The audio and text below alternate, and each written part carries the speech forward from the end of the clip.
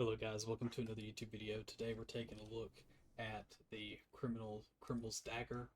Crimil's Dagger is a Hawkeye 120 hand cannon. It is in the kinetic slot and it is back for Iron Banner.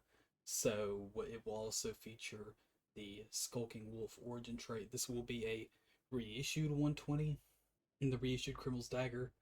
I actually really like it and the perk selections that there are with it, but first we will go over Recoil direction stat.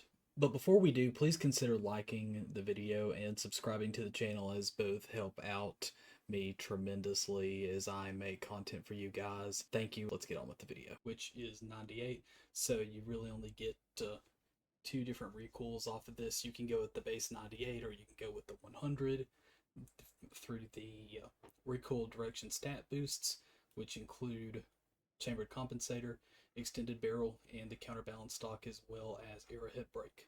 The two recoil patterns, I personally don't think that they're too much different, so I think either one is fine. I don't really necessarily have a preference over one or the other. In the column 2, you have magazine traits, and for your range selection, you have accurized rounds. In column 3, you have inline action, slideways, air trigger, strategist, moving target, and outlaw. Column 4, you have kill clip, explosive payload, zen moment, opening shot, adagio, and precision instrument. So, in my opinion, this is going to be a PvP focused weapon. This isn't so much a weapon to use for PvE. I think 120s kind of struggle in PvE, and this one really doesn't have that much of a perk selection to choose from for PvE. So we're just going to mainly be focused on a PvP selection. And we want to really, when you're looking at the rolls for this, you really want to increase some of the lower stats. So stability, handling, and reload speed naturally are low because this is a 120 hand cannon. So I personally prefer fluted barrel for column 1. That's 15 free boosted stats, 5 for stab, 5 for handling. And I do want to increase the range, so I want to go with accurized rounds in column 2 because getting the extra 10 range from accurized rounds puts it at a 70 range stat, and that will put it up to the 36 meter damage drop off. I think 36 meters is kind of my minimum place, my personal minimal place for 120 hand cannons, right around the 36 meter mark. I prefer to be able to finish it off there, or to have it there instead of lower, preferably have it around 36, higher if possible on 120s. In column 3, I'm going to recommend 3 perks. Enlightened action is pretty decent. You're going to want enlightened action so that way you can increase your reload speed and your handling whenever you're getting the shots within doing damage. You don't even have to get kills for enlightened action to activate. You just have to deal damage. But with that being said, you want to get kills and you really want that handling boost, but it's not gonna do too much for you mid gunfight. You kind of want it to be, you kind of want some handling beforehand, which is where slideways comes in. Slideways sliding partially reloads this weapon's magazine, temporarily boosts handling and stability, which is very nice. These give a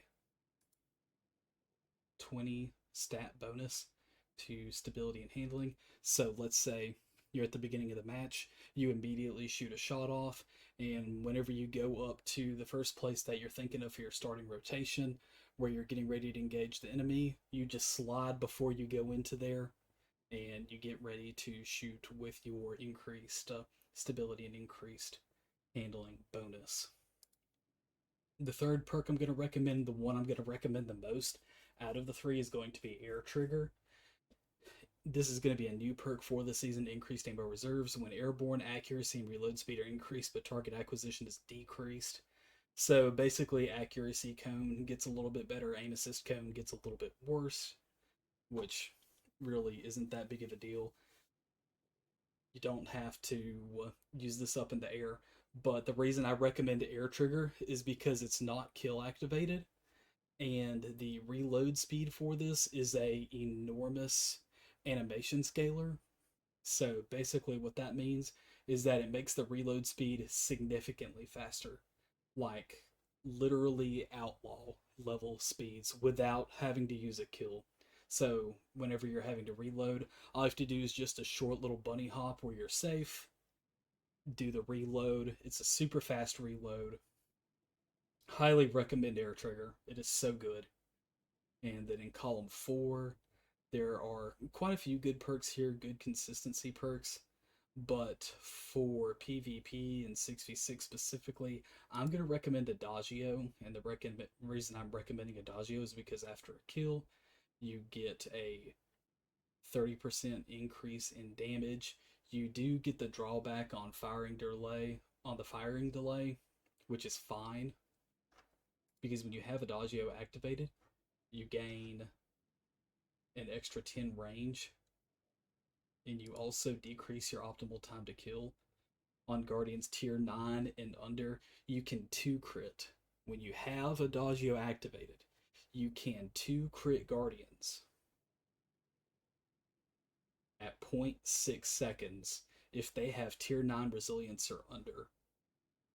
And why I'm recommending this as the god roll right now, whenever you're playing PvP, take your time, look at your 6v6s, look at your 3v3s. Lots of people are playing Prismatic Hunter right now. Adagio is very good for this. When you're playing PvP, you see a lot of hunters. You're not seeing a lot of hunter mains get tier 10 resilience. That's usually for people running Warlock or specifically Titan. You're not going to see a lot of tier 10 out in the wild. And even if you do, all you have to do is just look beforehand. If you look beforehand whenever you're loading into the match, if you have a roll with Adagio, just look into your match beforehand for your 6v6. If you see like more than 4 people with tier 10 resilience, you can safely put the Adagio roll away and settle for the next roll that I recommend would be Precision Instrument, which dealing sustained damage increases precision damage. So whenever you are using and hitting shots with Precision Instrument, you are gaining increased damage, which technically carries out your damage further than the 36 meters I recommended or had earlier. So Precision Instrument is still a very good perk, and I'm recommending this over other ones. Opening shot is still decent, and a Zen moment is probably pretty decent. I feel like 120 shoot a little bit too slow for me to really feel like I'm taking advantage of Zen moment, when Zen moment has a more clear impact on weapons like the summoner and other auto rifles, or things like an SMG that shoots out a lot of rounds really quickly. I feel like you're going to get more out of your Zen moment there, maybe even with a 140 hand cannon. You could obviously use explosive payload to technically carry out your distance meter effective range, but I'm absolutely going to be recommending Adagio for this current meta, and maybe consider using a stability masterwork to kind of help you with that bloom reset. Maybe even range if you feel like you're just missing out on range. But I personally like the stability masterwork. So, with that being said, if you have any questions or concerns, let me know down in the comments section. What do you think about Crimil's Dagger? Thank you for watching, and as always, have a good one.